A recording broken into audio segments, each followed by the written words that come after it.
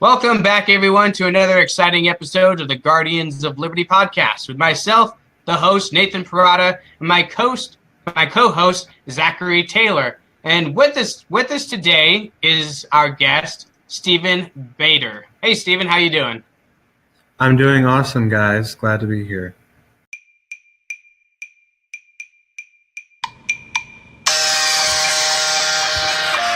Roads to Liberty presents the Guardians of Liberty with your hosts, Nathan Parada and Zach Taylor.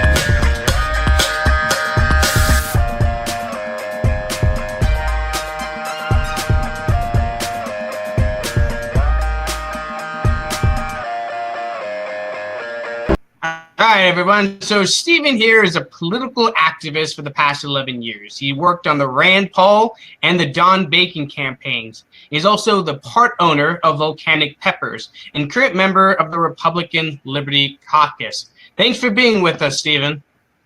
Thank you for having me. All right, so tell us a little bit about yourself. You've been involved in politics for 11 years, so I'm sure you have a lot of experience. You've done a lot of things and learned a lot of lessons. So just introduce yourself. Thank you. Yeah. So a lot of people will probably look at me and be like, are you old enough to have been involved for 11 years? I get that a lot. But I got started in early high school at Millard South.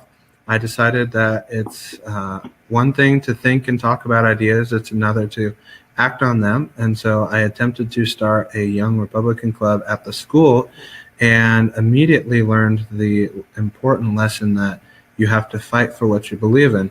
The administration was very difficult. They essentially just wanted me to kind of be quiet and go away. And in their minds, they thought, I would give up. But it was their pushback that was motivation for me to only get more and more involved. And we did actually get the club up and going, and I got involved with the local party and, never really thought I would actually do politics for a living or be anything more than just an engaged citizen, but here we are. Awesome. That's all really good. So you're working in the Republican Party right now. You're part of the caucus. Do you see the current Republican Party moving in a more libertarian direction in the future, or what's your thoughts on that? Well, that's the end goal, and as long as you have in your mind that it will happen, it will happen. You just have to keep fighting hard. Liberty is something that is fundamentally prominent in what the Republican Party is supposed to be. A lot of times you may see, well, wait, their actions don't quite line up with the principles or the platform, but that is ultimately where the home of liberty should take place, in my opinion. It's where you find champions like Rand Paul. That was so inspirational to me and so many others like his father before him, and several great members in the House, both in the Liberty and Freedom Caucus. And so I do think that it is going to be there because we work the hardest, we know the information, and I see it all around me as my generation, your generation, and younger are the ones that are getting involved. And they'll be running offices one day, and then they'll bringing up their young liberty warriors, and we one day will become the new so-called establishment. I very strongly believe that. Awesome. And do you see the election of Donald Trump as a move towards that direction? Is this something that we can look forward in the future to more liberty-minded candidates as opposed to candidates like, I don't know, a Jeb Bush? Well, I actually more establishment type. Sure, absolutely. So it was a crowded field. It really was kind of a interesting duel for the new identity of the Republican Party. We had two previous stale candidates go up against a very charismatic socialist in Barack Obama, and I obviously put my money where my mouth is and my neck on the line, and I went out and supported Rand Paul. And it wasn't a matter of hopping on a bandwagon, although I did hop on the Rand wagon. But it's just principles first. Rand, I feel, has played his cards with Trump very well, and I think has made Trump exceed my expectations. Where else are you going to get a Ron Paul ideology in the ears of the president, if not for Rand picking and choosing to consciously avoid the personal attacks that other politicians make towards Trump? The number one thing that Trump values is loyalty, as I hope we all do, but he does it to an extreme degree. And so I think that we will see more libertarian candidates because people like Rand, people like Massey, who also got behind the president and took that open seat at the table, and are, helping to shape the policy. I think that they're going to become more mainstream and they're going to become more accepted. And particularly libertarianism is going to have a place in candidates' hearts because liberty people are becoming more and more crucial and more key players in electing Republicans. I don't say that to brag, I say that as a reality. This would happen if not me leading it, somebody else. There is a hunger for involvement from liberty-leaning Republicans and millennials in general. They're finding home in the effort to help reelect Congressman Don Bacon, but I find that trend happening everywhere and I'm very encouraged by it.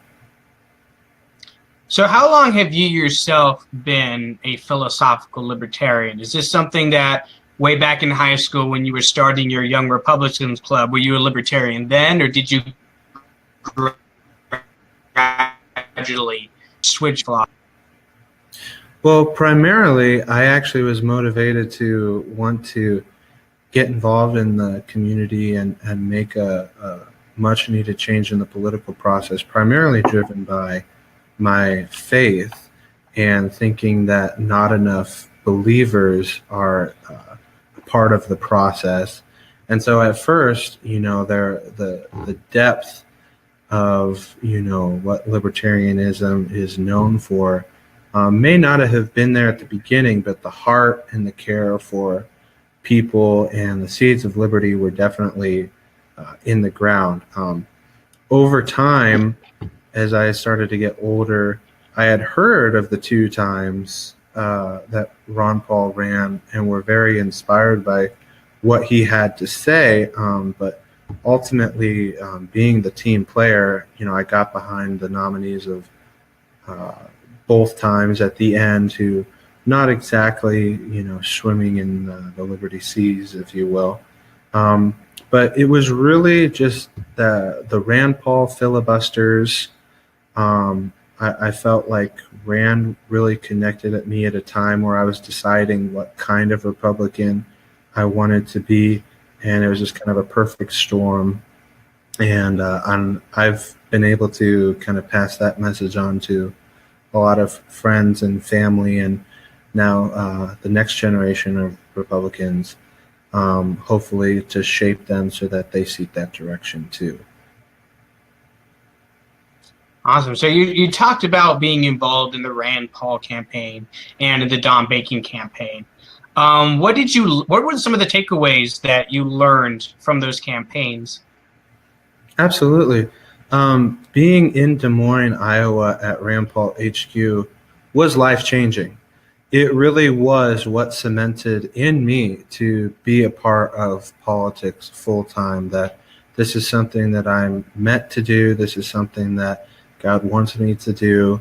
And just being around such high energy, as Trump likes to call it, in that headquarters, regardless of where Rand ended up in the primary, there was something there that was special, that was unique. Seeing just so many young people passionately sacrifice endless hours of their time for something greater than themselves not for position, not for fame, not for glory. It was beautiful.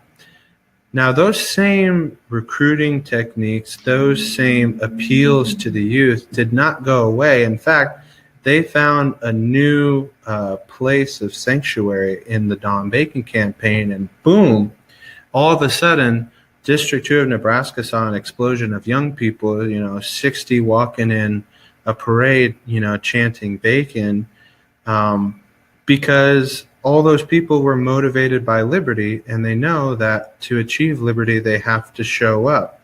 And I'll say this respectfully, Don Bacon is his own person.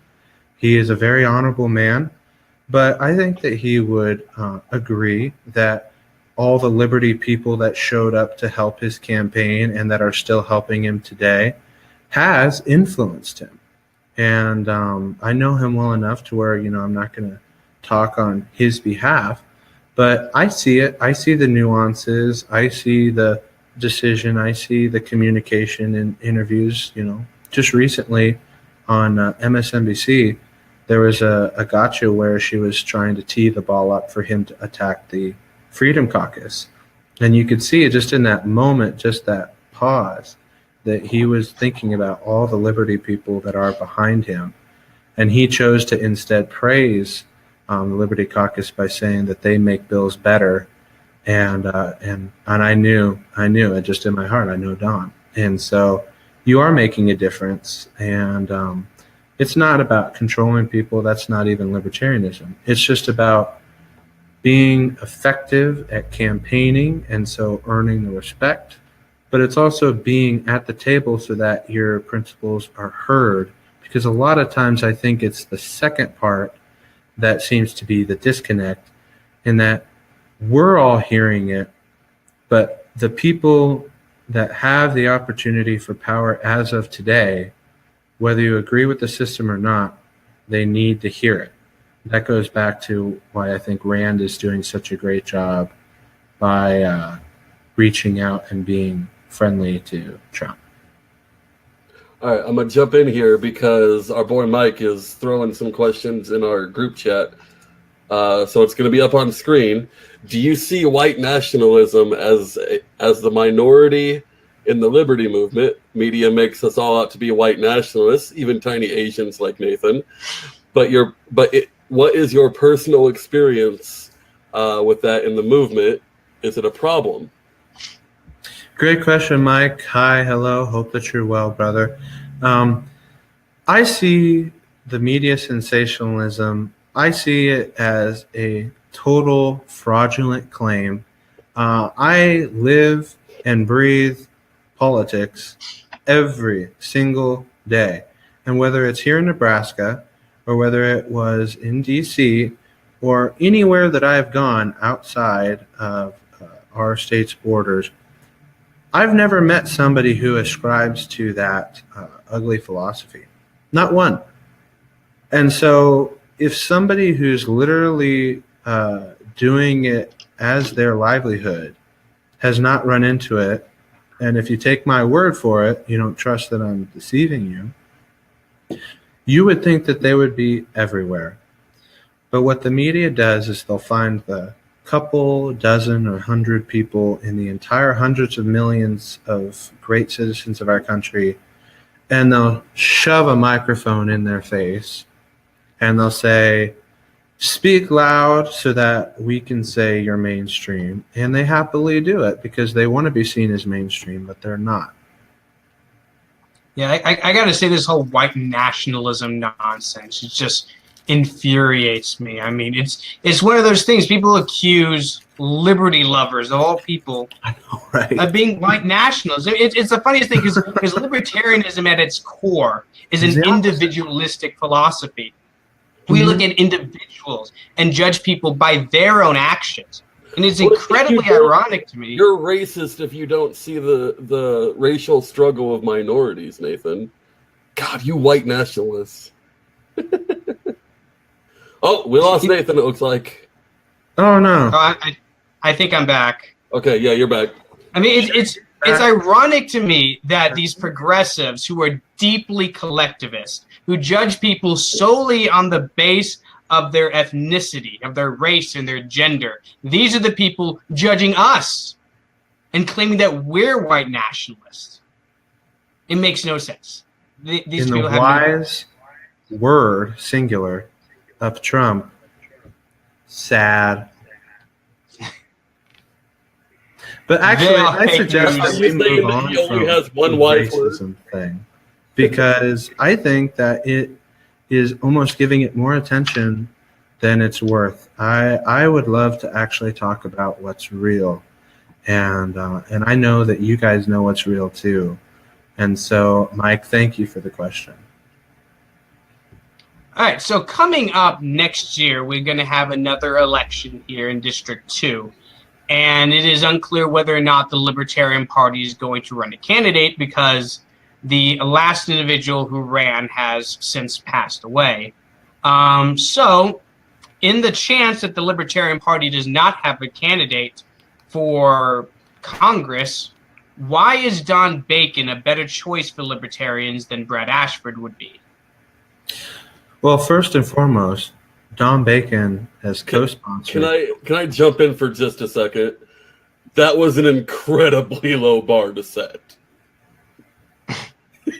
Being better than Brad Ashford is not a high hurdle to clear. Go ahead. Yeah, but that's the hurdle that the Democrats are putting out there. So, except for Kami Kara, in case she pulls off the upset. I see. But probably Brad Ashford. I agree. I think that it's his to lose until I see a poll that says otherwise. But he can't quite seem to put her away. And I think that that's really illustrative of how hard left such a large percentage of that party has gone. I think that the party of JFK is gone. Yeah, you are absolutely correct about that. This is a party of radicals and socialists now. This is not a party of blue-collar Democrats or union workers. It's radical social and socialists. That's who the Democrats are these days. But anyway, Don Bacon. Yeah, Don Bacon. Happy to talk about him. So why should Libertarians support Don Bacon? Absolutely. Well, why I, as a Libertarian, support Don Bacon is for a number of reasons. One, while he was interim between after retiring as a general and being a candidate, little known fact, he was actually a professor up at Bellevue University, Sarpy country, and he actually taught the Constitution. He understands it thoroughly. And as I got to know him very early on in the campaign as one of his very first supporters, that was something that he was passionate about from day one. That's the core of who Don Bacon is rooted in the Constitution. And that's why certain positions such as gun laws, such as marijuana, such as right to try, such as things like that are related to states' powers, he has sided on those publicly. One other thing, Don Bacon supports Audit the Fed. He has co-sponsored that bill. Brad Ashford does not. If you guys are Libertarian and you're not all about either auditing or ending the Fed, are you really Libertarian? Do you even Libertarian, Brad? And furthermore, Don Bacon supported the recent tax cuts. He has been passionately speaking about ending the deficit spending. He has co-sponsored the balanced budget amendment. He is fiscally conservative. And I would say that because Libertarians took the seat at the table and they spoke about the philosophy and were immersed in the conversation of his campaign, helped. It also helped a lot that Libertarianism played a major role in the victory, both inside and outside the campaign.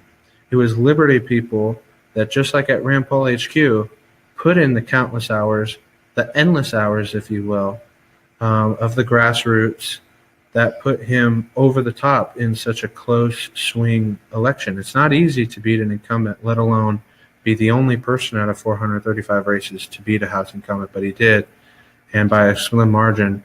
And that was due to both the Liberty people working on the inside, but also, and this might be interesting for you to hear, the Libertarian people on the outside, the Johnson Bacon voters, if you will, that I like to call them, those people that said, hey, there's enough Liberty people involved in his campaign that I trust him, that I trust his message, and I don't want Brad Ashford doing the bidding of Nancy Pelosi for Nebraska. And so I'm going to trust in Don Bacon, even if I might be hesitant towards Trump. I'm going to support him. And even though I myself, and it wasn't an instant decision, but even though I did end up deciding to come around to voting for Trump, and I've been pleased for the most part, pleasantly surprised actually, but I don't disparage Johnson voters. This is a liberty movement, and at the top matters a lot less than who you're voting down the ticket. So why would I want all those, couple thousand Johnson voters that also voted for Bacon, why would I want them to leave him? Why would I want all those people who, other than Johnson, but also voted Bacon, to leave him?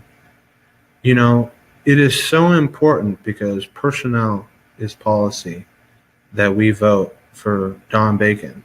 If you want people like, myself and other Liberty people that are starting to become more and more prominent because of Congressman Bacon facilitating it, then please get behind him.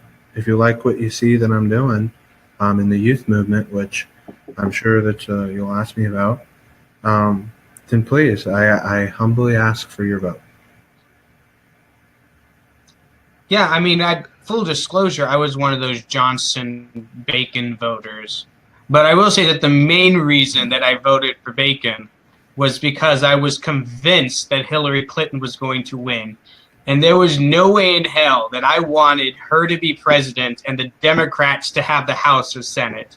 No way I wanted that to happen. I looked at the ballot and thought I was actually voting to receive Bacon. So I don't know. I actually don't remember. I don't know if I voted in that race or not. I tend to sit out a lot of races without Libertarians. So we actually ran a TV ad about Bacon. You just told me that, or you just said that he was a general? Yes. Because that's like instantly a way to lose my vote. Well, it's a red flag for a lot of Libertarians, those that are in the military. It's not that.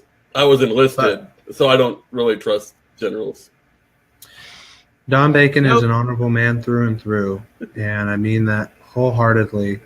I think that if you boiled it down to policy and you took out the personality and you just looked at Brad Ashford doing the bidding of Nancy Pelosi, Cara, who makes Nancy Pelosi look moderate, or Don Bacon, who wants to audit the Fed, cut your taxes, and balance the budget, you owe it to yourself, your district, to the country to vote for Don, especially when it's not just the representation of this district that is at play. It may very well decide who holds the speaker's gavel. And you guys might not agree, just like with Don, Paul Ryan, 100%, or even 75%, but you're going to agree with Speaker Pelosi this much percent. Yeah. And with the House majority in play, and I mean that in play, it is imperative. I'm asking every Liberty lover watching this wonderful show to please take the time to vote for Congressman Don Bacon. So I'm going to throw us a little out of order here because we're kind of touching on it anyway. We were hitting on this in the pre-show quite a bit. The polls are starting to swing very hard back towards Republicans in the generic congressional ballot. Oh, yeah. So the seats that are coming open in the Senate are mostly Democrats, not Republicans. And they're mostly, about half of them are Democrats in states that are more red than blue. So by a huge margin. So the question, as we have it kind of written over here, is: are you worried about a Democratic resurgence? I would pose the question, given our current trends and how badly the Democrats seem to be willing to shoot themselves in the foot, do Republicans get a supermajority in the Senate in 2018?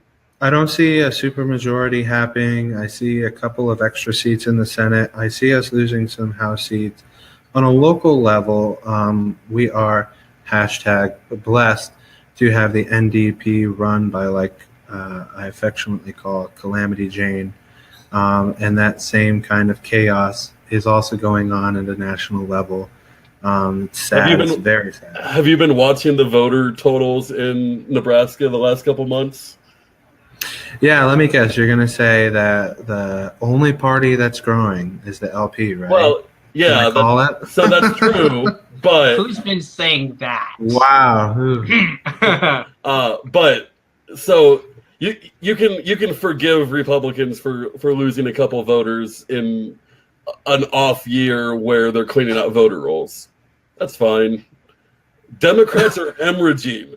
They're losing thousands of voters every month. It's painful. It's painful for them.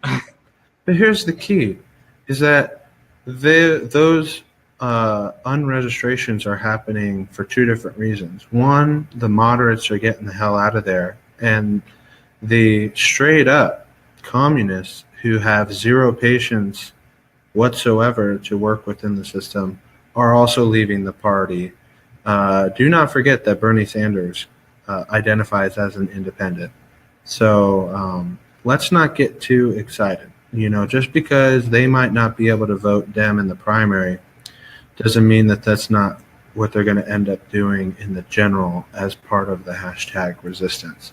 Yeah, I don't think that the growth that we're seeing in the independent sphere, obviously not a party, but people who register independent, I think that has more to do with kids are turning 18, they're looking at the two-party system and saying this is gross, and they're just not becoming engaged. Oh, I agree. I understand that a lot of the people like myself and you guys and the people that work for the efforts to reelect Don Bacon are anomalies. They are exceptions to the rule. Most people don't even know who their representative is, let alone be so motivated and inclined to give up valuable video game time or movie dates with their prom date to go out and work hard for this cause. That just doesn't, happen on a mainstream level. It is special, though, because I am seeing those that do get engaged lean liberty. I am seeing them be very talented, very dedicated, and most importantly have integrity, because I think that integrity is the most important aspect of being involved in politics. You can have principles, but if you don't have the integral base, you will sell out. And unfortunately, we do see that come up. It's disheartening. But I think I'm getting kind of on a tangent here. Going back to your original question, Democrat resurgence, am I worried? You run like you're 10 points behind. Work hard. I work very long hours. I work very, very hard with all sorts of different personalities in this field. But I stay motivated because it is so worth it. You want to leave everything on the field. Because what if it did come down to one vote? What if it did come down to one vote and you decided to turn in early and not knock that next door, not pick up that next phone, not send that next email or postcard or anything? So important. And that's not BSing at all, because anyone remember what happened to that race where they were going to literally flip a coin because it was a draw? Yeah, in Virginia, came down to a tie. It turned out that there was a single ballot that was actually counted afterwards, which caused it to be a tie. And instead of a coin flip, it was actually draw from a hat. Mm-hmm. And honest to God, that is how the Republican won by chance Oh, wow. in that election. So I'd stopped tracking it after a while, so I didn't know who actually pulled that off. So it was declared that the Democrat had won that race until they found that one ballot. Yep. And then actually, it just so happens, as luck would have it, they drew the Republican in the hat. What a crazy turn of events. Yeah. I'm sure there will be a lawsuit about that, though. Just because they will. But it's still, votes matter. When you're talking about these local races, if you don't... Reminds me of Weird Al's song, I'll Sue Ya. There's always lawsuits. Let them sue, as Trump says. Let them sue. Mm-hmm. We'll see you in court, believe me. Yeah, and especially the lower the race gets, the more important individual votes get, because not a lot of people vote in city council or school board races. That's why we like to harp everybody. That's why we like to push our candidates for those lower races like Tyler Glow. Those individual votes, they really matter a lot more. I mean, your individual vote may not count for much in a presidential election. Sorry, that's just the way it is. There's 350 million people in this country. But for school board, there may be a couple thousand voting for that in that race. So an individual vote does make a lot of difference, and especially in the politically polarized environment we find ourselves in, it really does matter. You know, I'm not down with all these political nihilists who are out there, oh, doom and gloom, my vote doesn't matter, why even bother? I get it. We live in Nebraska. Unless you live in District 2, it's going to go to Republican no matter what. But you don't know about your local school board race. You don't know about your local city council race, and that's what impacts your life the most. You know, because the president has an effect on your life. Don't get me wrong, but your local school board, they're not just your local city council. They're the ones that are going to tell you whether or not you can build a shed on your own property. They're the ones that are going to send a property assessor to measure your mailbox to make sure it's not too high. That's what those guys are going to do. So if you want to keep that stuff from happening, it is incumbent on you to do a little bit of research on the candidates running for your local city council and school board and vote accordingly. But moving on, so you're deeply involved with local politically active students, and I've had the pleasure of meeting several of them at local rallies. I remember there was the rally when Hillary Clinton came to town, and there was the Brad Ashford announcement rally that you guys had. That was a lot of fun. So how do you get all these local students so motivated to work in politics, and not just in politics, but conservative politics? Well, first you got to put in the work so that they even know that the opportunities exist. I can't tell you how many times, even going into the schools that are known as being bastions of liberal students, there are some gems in there. And they just go, oh my God, I am being flooded by liberal classmates and teachers, and you know what, woe is me for being a conservative, there's nothing I can do about it. But it just so happens to be that you know, those 1, 2, 3 people that would do it if they knew, they just haven't been reached. And so I think that what sets this youth movement that's going on for Don's reelection, it all stems from first making yourself known, making yourself available. You have to meet people where they are. You can't just expect people to just magically appear for you. That's number one. But number two, the motivation is key. Anybody can just clock in, clock out. They don't want to know you. You don't get to know their story. You don't get to know their goals, their background, anything about that. You know, just throwing money at people, you know, whatever.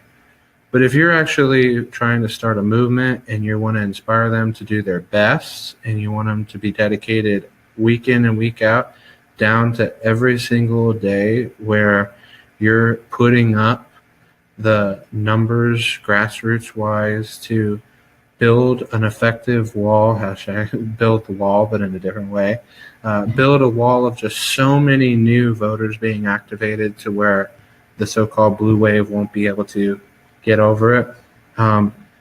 It's all about the motivation. You're right. And I think that obviously is being willing to have the discussion and have the little debates with students and challenge them and reach out into their mind and test it. But again, I brought this up earlier, character and integrity and treating people right and being authentic and sincere and being a human first is how you will win. You could be an utter genius, or you could be famous, or you could be offering people fame and riches.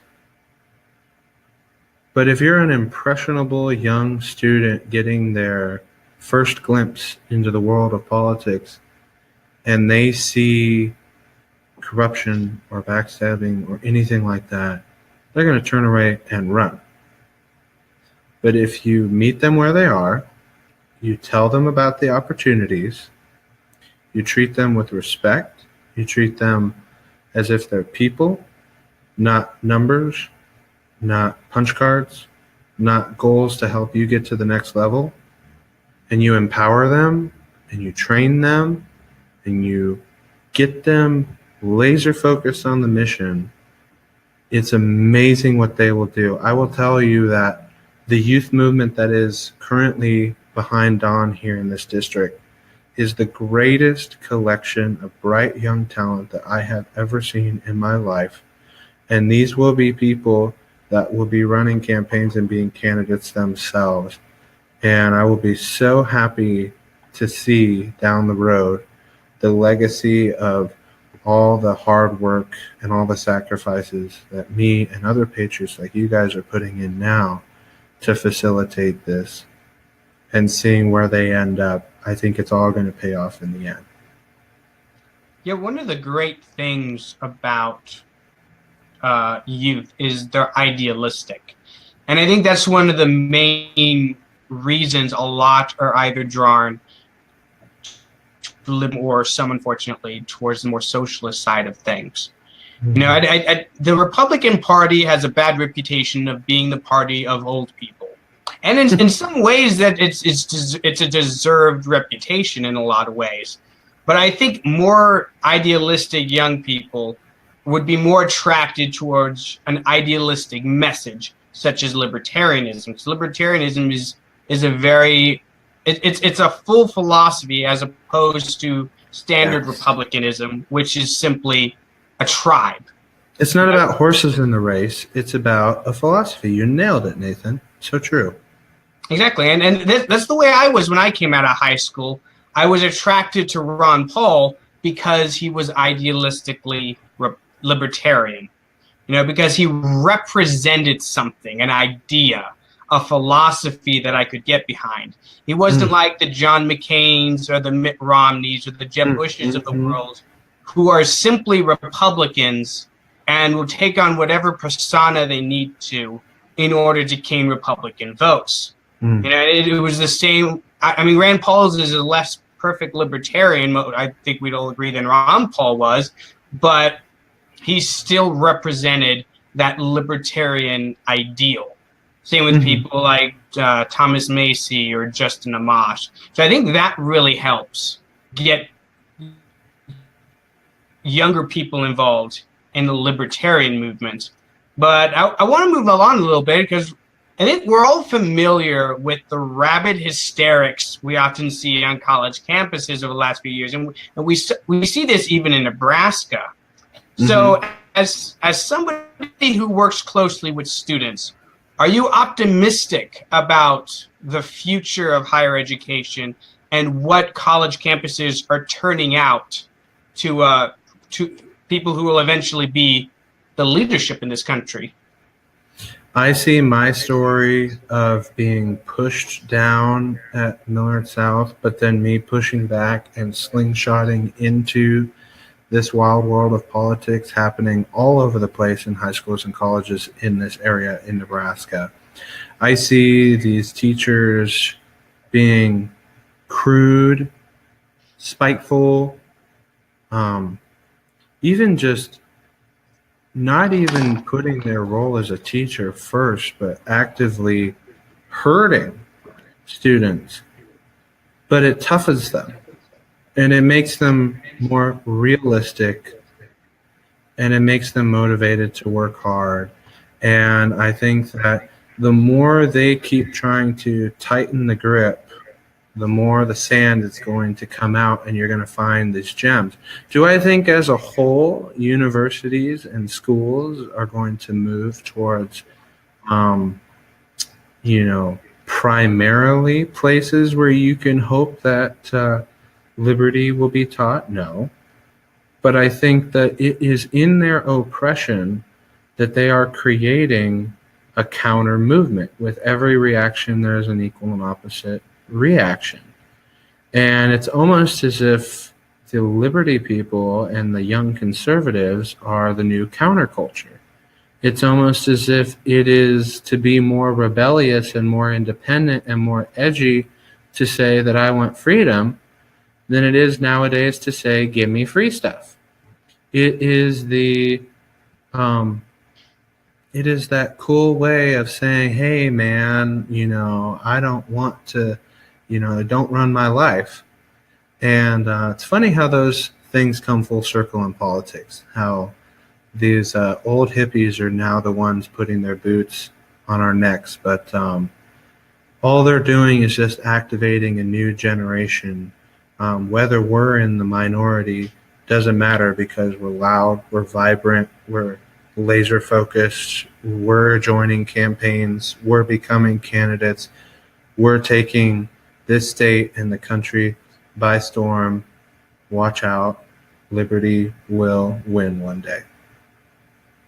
That's a very optimistic message to have. I mean, because we've all have become very familiar with these kind of rabid hysterics out of college campuses. I mean, it's not uncommon to see something like what happened at the University of Missouri or at Yale, or what happens every week, it seems, at UC Berkeley.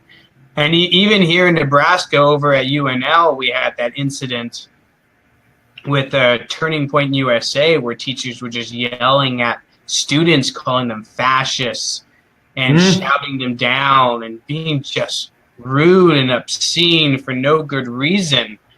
And I think you're right that small government, conservatism, and libertarian are the new counterculture.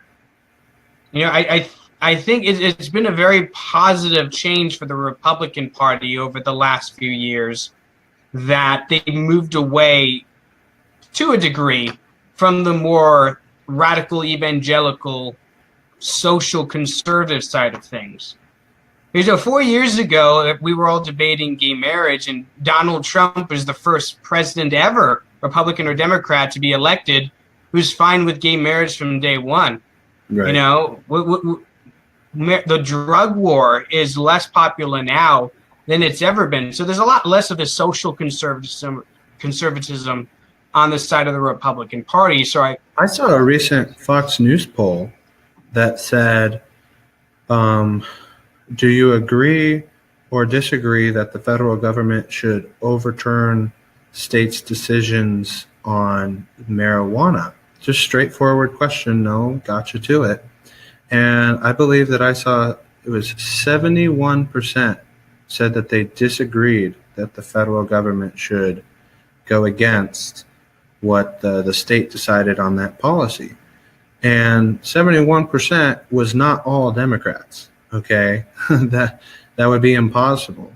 That would also have to imply that either close to or maybe slightly over 50% of Republicans contributed to that. And so now I'm not necessarily, trying to spin this into, promoting that. Obviously, there's people who want to take that and do that. But the point of it is that if you really do believe in the Constitution, that means that you have to stop putting your will above others' rights to choose to be who they want to be. And so I think that it is so important that both people within the Republican Party rise up, put in the hard work, be friendly, have integrity, be a team player when it's necessary, rise to where you have liberty meeting credibility, and then enact change. But I would also say the reason why I'm on this show and the reason why I interact with so many different big out libertarians on a regular basis is that you guys are people first. You guys are liberty people. We agree on the stuff. We just happen to have different letters in front of our names. But I think that having the growth on the inside and the accountability on the outside makes for sharpening of a better conclusion than just one or the other. Now, ultimately, would I like us to be one movement under one party? Sure. But until then, I don't know that it's quite necessary. And I know that I'm the one being interviewed, but I'd like to hear your guys' thoughts on the Liberty Republican Libertarian Party alliance. And yeah. You want to take that one, Zach?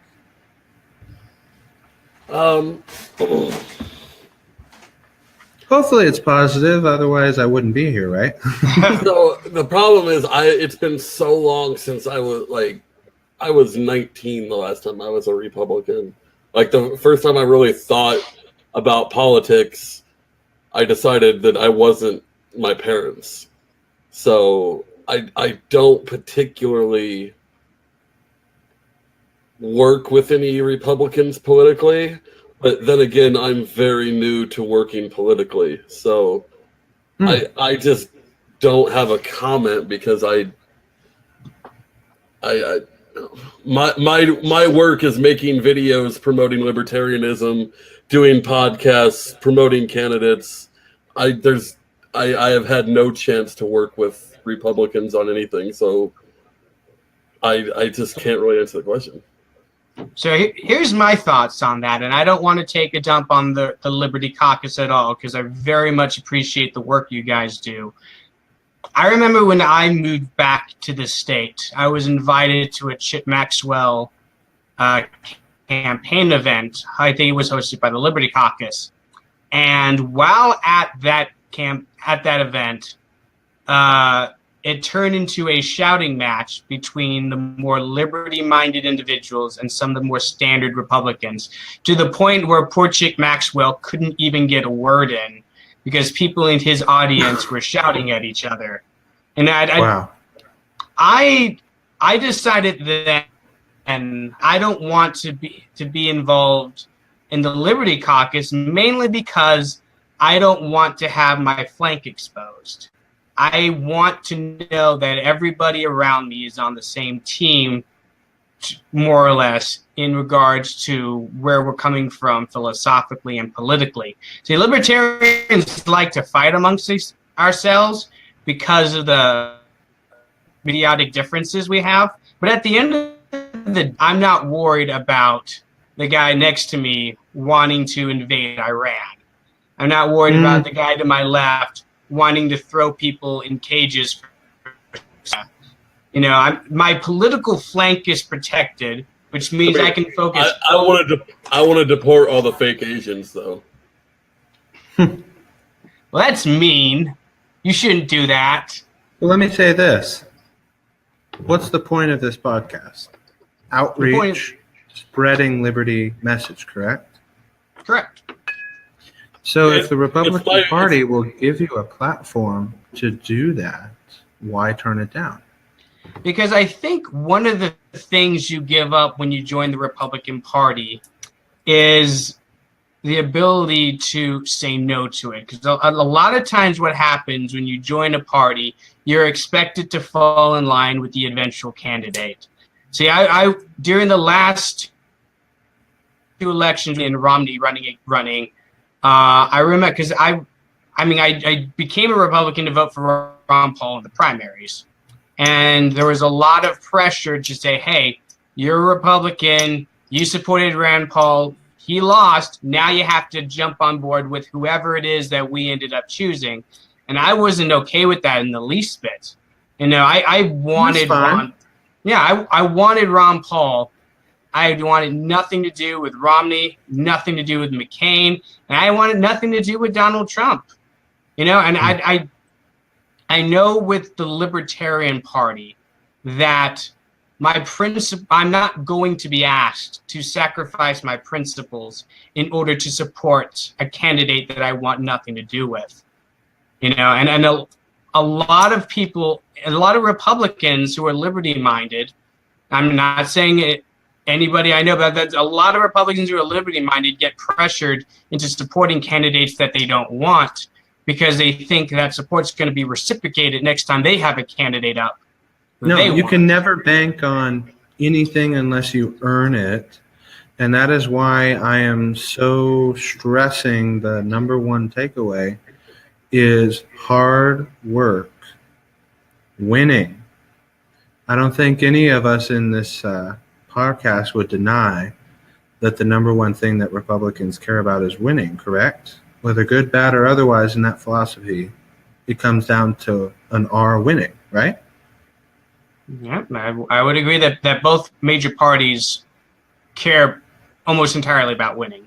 So if that is the process, if that is the way that the table is set, but you're invited to an open chair, smartly sit down and take advantage of that table.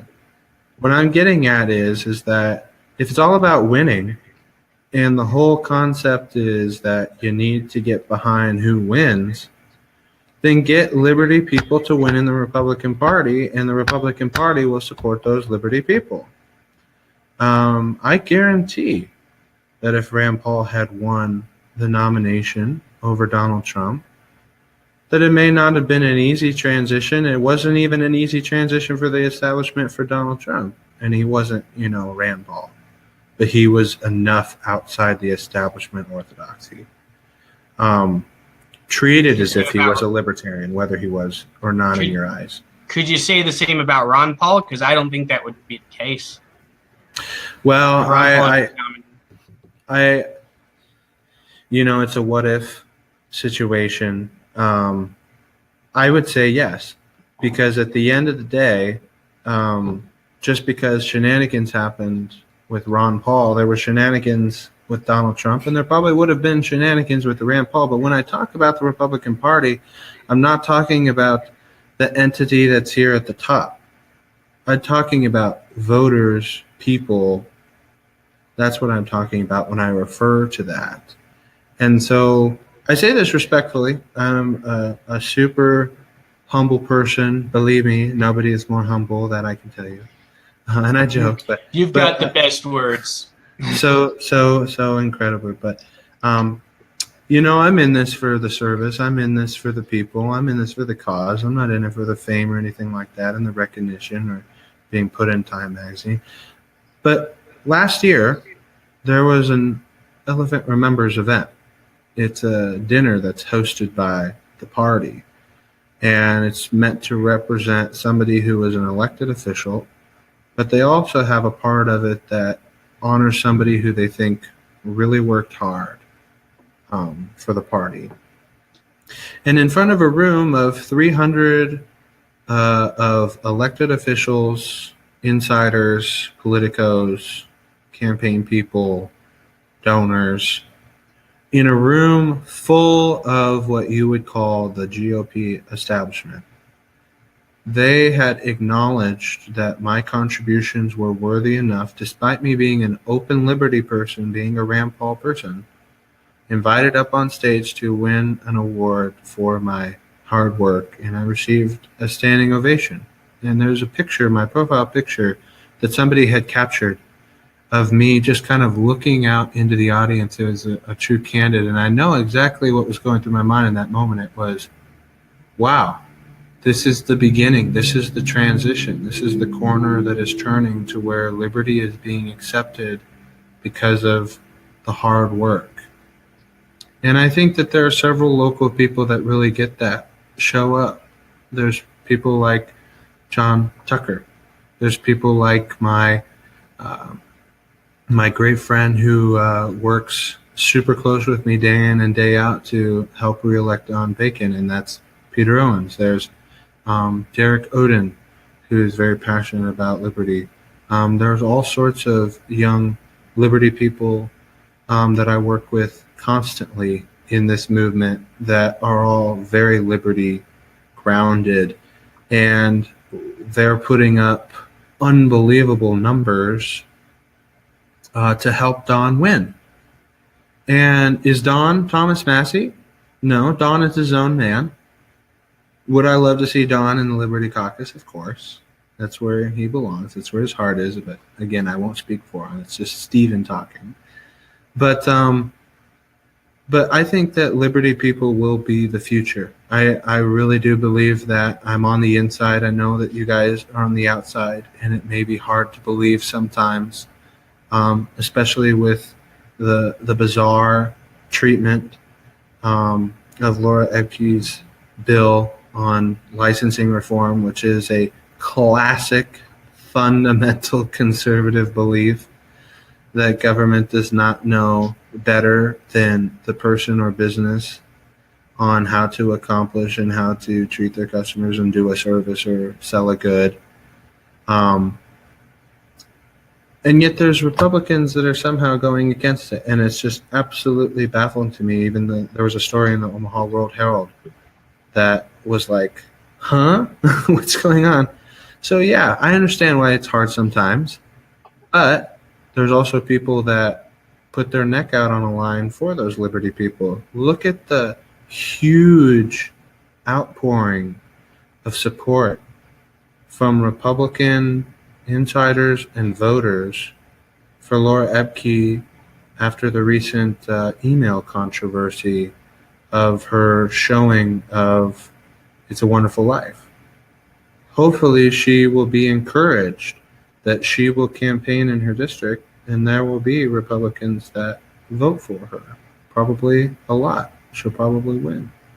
But I hope that you guys understand, and with me coming on a show like this and constantly reaching out, that there is progress. Do you what's your reaction? Do you believe what I'm saying? Is it, idealistic words that you guys can't quite get behind? What do you think? I think younger Republicans are more libertarian, because younger people, millennials and younger, I think those generations, if they're not completely sold on the SJW, for lack of a better term, logic, those people are all more libertarian. So get your heads ripped off this campus. Trickling off. That was awesome. So I'm honestly hoping that there's one of those people at the Arrow event. That would be great. Oh, it'll be the best because part. I gotta go to that and like table for the unconvention, and I don't want to deal with that.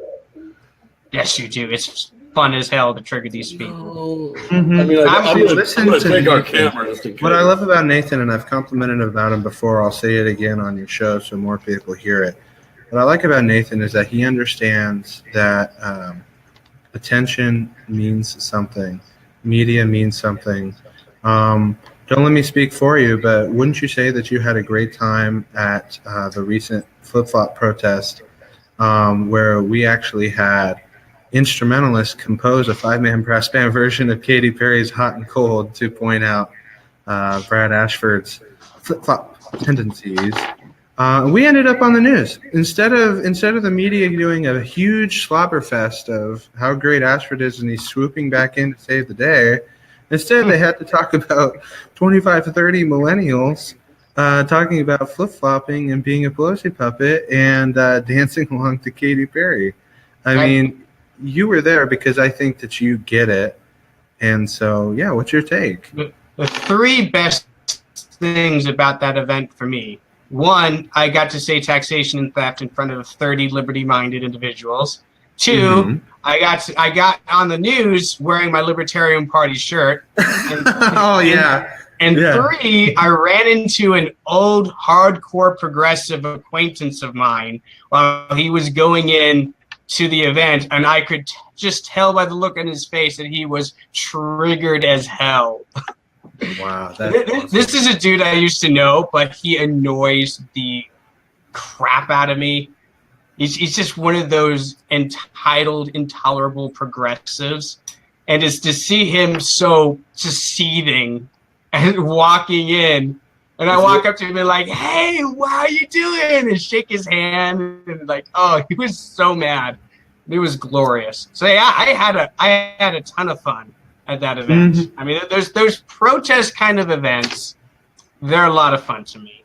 But I have a personality where I like to be a contrarian, and I especially like annoying these SJW socialist types because they have no idea what they're talking about. They have no principles. All they have are feelings, and when you call them out on those feelings and refuse to validate those feelings, they get so mad at you, and it's glorious. Word, my friend. All right, let's get to some listener questions here while we still have time. All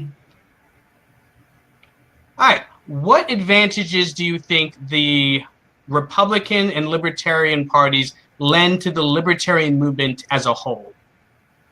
Yeah, I mentioned this earlier. It's really about shaping the beast in two ways. It's sharpening it from the inside, sharpening it from the outside. And ultimately, like I said, the end goal should be that we all can work together and find a cohesive bond. But until then, you guys have an outside looking in forum, platform, microphone where you have, zero things that you owe. And that kind of gives you full freedom to speak your mind. On the flip side, those on the inside, you might say, oh, they can't say no as much, but they have more of an ear of the decision makers, and they're speaking directly to them. And so it's almost as if like there's two cans on a string and you're playing telephone. You have to have one person on the other side and one person on the inside of the clubhouse. And so you guys are on the outside saying this, and it might be coming up the string, but unless there's somebody on the inside of the clubhouse hearing the message and being like, hey, this is what Liberty people are thinking, and in a swing district, we need Liberty people to win, it's just a hard statistical fact that the margin of victory was directly proportional to the Liberty vote that came over for Don. We need that again. It is just reality that each side will have their bases. And it's that small little middle. It's turning out those people who might not even have originally been in that little middle, but they're like, you know what, it's worth it for me to show up to vote. Probably I'm referring to Zachary in that situation, and probably referring to Nathan. I'm glad that you liked my Johnson Bacon title. That's true. It's so important that people vote in this election for Don. But we're all both in our own unique ways, making him and others the best that they can be. All right, one more question before we let you go. What's a business owner and a political activist? Well, in business, capitalism, it doesn't matter who walks up to your store or who walks up to your stand at the farmer's market. You're there to sell a product, and so it is incumbent upon me to be friendly towards them and want to sell the good and be respectful and be friendly and be approachable.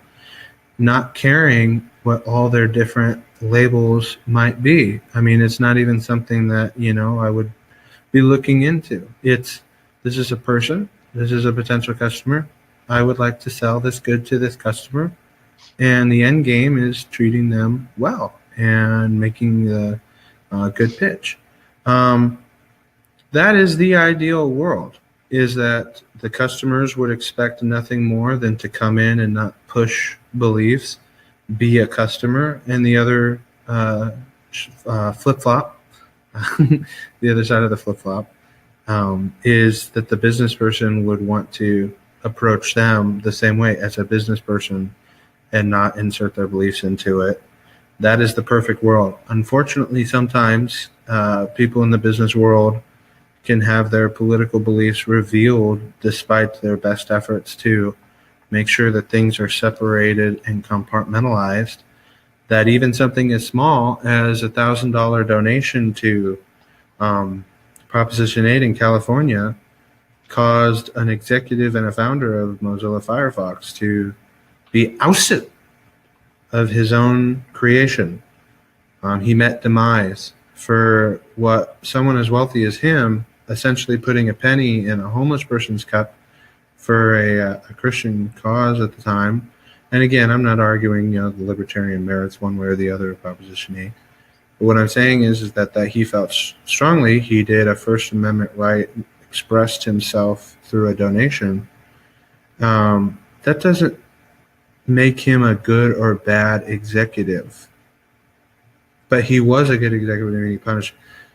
I'm using that example because it can go all the way down to on the local level too, where even someone like myself who is thoroughly involved in politics and conservative activism and the promotion of libertarian ideals, unfortunately, can be attacked on the business end through people who cannot make the distinction. They only see socialism. And anyone who is to the right of Marx is opposition and must be treated as such. And you see that a lot. You see that in the education that we talked about. You see that in the Democratic Party that we talked about. I mean, we covered a lot today. And you see that in the local activism, like in the groups like Antifa and Indivisible and the SJWs and all that stuff. Just rabid, to use your word. And it's sad, but you just put one foot in front of the other. Brush it off. Our business, Volcanic Peppers, is thriving despite any perceived threats. In fact, it's probably beloved by way more liberty people than any socialist shunners, if you will. And let's face it, Gary Johnson holding the Aleppo hot sauce was pretty dang cool. No question. That was great. So before we let you go, tell us a little bit about your business and then let people know if they want to be involved with Don Bacon, how they go about doing that. Great. So it's a family business. My dad started it. He's the head honcho, and all of us different family members are involved, and it's very special and near to dear all of our hearts. And you can go and experience that love and spiciness, as we call it, down in Bellevue on Fort Crook Road at our retail store. Or you can go to any of our local Hy-Vees in the entire Omaha and Sarpy area, including all the way down to Plattsmouth, but all the way west to Nebraska, all the way to Harney. We're also spreading into Iowa, all the way through Council Bluffs and into Des Moines. And also you can go on our website for all those Liberty watchers of the podcast across the country to www.volcanicpeppers.com. And you'll be happy to know that you're supporting a wonderful family that does things right, that everything is local, everything is quality, everything is just really, truly what you're looking for. And it's everything from very mild to very hot. So there's something for you. All right, everybody. That was Stephan Batter. Thank you very much for coming on the program. This is a nice talk. We covered a lot of ground. Wouldn't you say, Zach? We talked about a lot of topics. Did you just mess up his name? No, I don't think so. Yes. What? Stephen Bader. Oh my goodness! You are worse than Hitler. Wow. That's Sorry. a hell of a thing to say. Look, man, so you know I'm on my meds, and I just drank a screwdriver, so I am having a good time right now. You mean you took a screwdriver and you asked that old question, will it blend? And you turned a screwdriver into juice and you drank it? You drank a screwdriver? Yep. I'm kidding. No. Is that how Republicans drink screwdrivers? Yeah, exactly. I ate a bowl of nails for breakfast, so what? Without any milk. Well, thank you so much for coming on the program. This was a lot of fun for me. I'm sure this will be a lot of fun for our listeners who tuned into this program. Once again, thank you so much for stopping by. Absolutely. May liberty win. One day we will all experience real freedom. Absolutely. Thank you very much. So that was a fun talk. Yeah, I think so. There's a lot of good information coming out there. And I want everyone to know, we're not encouraging anybody to join the Republican Party. But I do believe that principle comes before party. And getting the perspective of other libertarians who are taking a different route and implementing a different strategy to promote the values that we share, I think that's valuable. Mm-hmm. So that was a very good discussion. Had a lot of good information. And if anybody wants to help out with Stephen Bader and his organizations, you know how to get in contact with them. So do we have any events coming up, Zach? I don't know if I'm going to get this out in time, but we can talk about it. We have Tyler's lit drop. You only get 2 lit drops before the caucus, and we need to win the caucus. So that's going to be Sunday. I won't be able to be there because we're house hunting. I feel like I've had the worst timing of trying to get a house, but I was actually trying to get into the metro area before the election season. It's just West Side Schools has a very early election. Yeah, they really do. I was very surprised when I learned how soon it was coming up.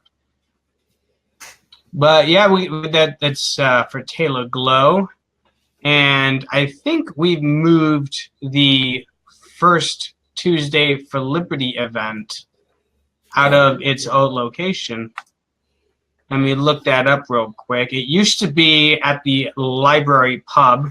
Now it's going to be, it's on February the 6th on a Tuesday. It's now located at the Clubhouse Lounge. That'll be 3936 North 90th Street. So it's still in the general area. Mm-hmm. But because of troubles we've had with the ownership of the library pub, we've decided to move that event to a different location. So if you want to come out, meet with a bunch of local libertarian leadership, learn what we're all about, that's a good event to go to. It's a social. It's not a business meeting. It's just a time for you to come out, meet people. I'm probably going to be there. Zach gets there on occasion. We have a good time. Have a couple drinks, eat some popcorn, and talk liberty. So does this new place have popcorn? Oh, I hope so. If we don't have popcorn, we're going to have to find a new location.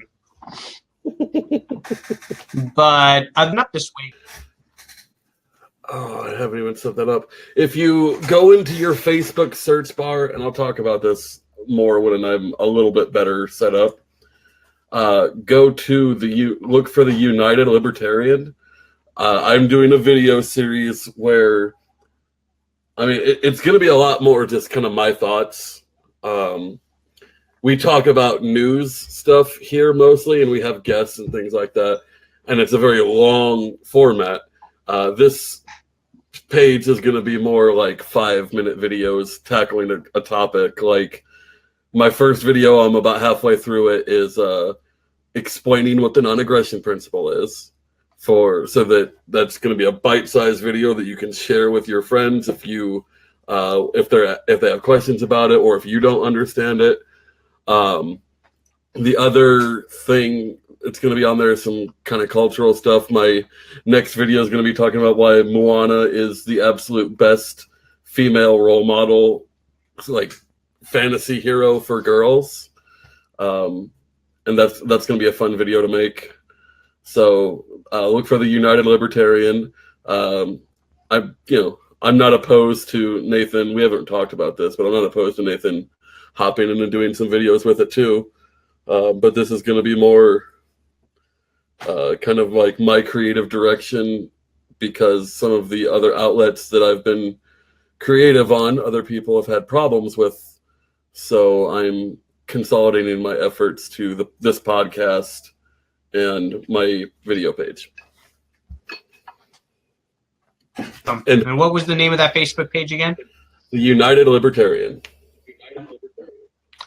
All right, everyone. That's all for us this week. Thank you for stopping by. I hope you enjoyed listening to this episode as much as we did recording it. So from me and Zach, y'all have a good week and a good night. Goodbye, everybody. Have a good week, Nebraska.